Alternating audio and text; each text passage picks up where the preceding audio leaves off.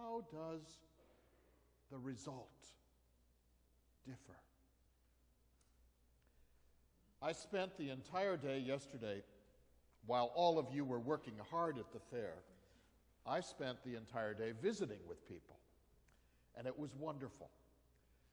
I got to see a lot of people that I don't normally see, and it was great to make those connections with people in the community. And I hope that because I was there visiting and giving some people hugs and patting people on the back, that the result of that would be a warm feeling about having that encounter, that presence. But we all know that there are rooms where we go and homes where we visit and offices or settings where we work, where when we walk into those settings, what happens to us? There is a coldness, there is a prickliness, there is a nervousness, there is a hardness of our heart. I know I used to have, bless her soul, a great aunt who would always visit us at the farm in the summertime. And she lived near the Finger Lakes in New York State, and her father was my great-grandfather, and so she regarded the farmhouse where we lived as Grandpa's house. And she would come and visit for at least 2 weeks every summer. And my poor mother would have to cook for her and listen to her tell my mother about everything she had ever done wrong with the house. Because my mother changed Grandpa's house. My mother had wallpapered, my mother had painted, my mother had changed the kitchen out, taken out the old cupboards that were Grandpa's cupboards. You know, they were perfectly good cupboards. I don't know why you would spend all that money and throw those cupboards out.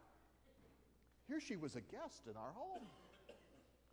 And at the end of the 2 weeks, when we said goodbye, so nice to see you, we'd all walk back into the house and say, thank you, God.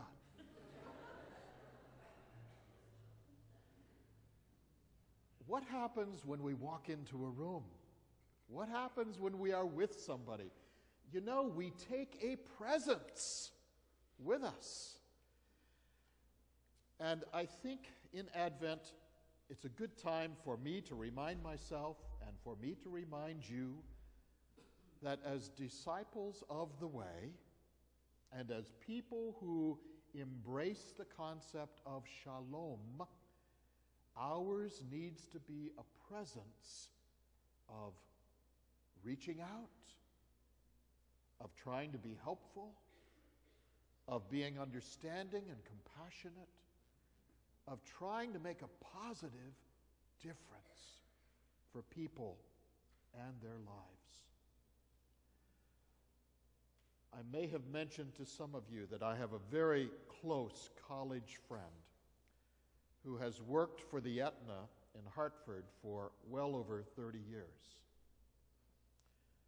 Within the past 2 weeks, this happened. At 9 o'clock in the morning, the security guards came to his desk and they said, John, today's the day you clear up all your personal stuff. Here's a box, and we're going to walk you out to your car. And that was the end of his 30-plus years at Aetna. And Kathy and I are very concerned for him. We've been trying to stay in touch. In fact, he was here at the fair yesterday. We think he's doing okay, but what a kick in the stomach this is. We are living in a world, in a culture that is mean.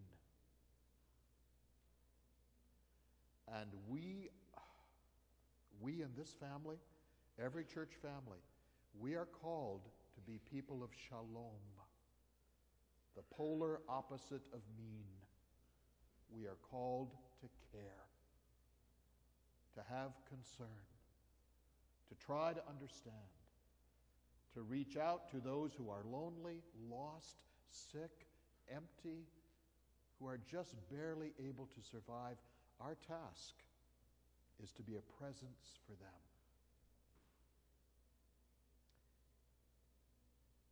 So in this Advent season, that's our task. Be people who bring shalom into the room.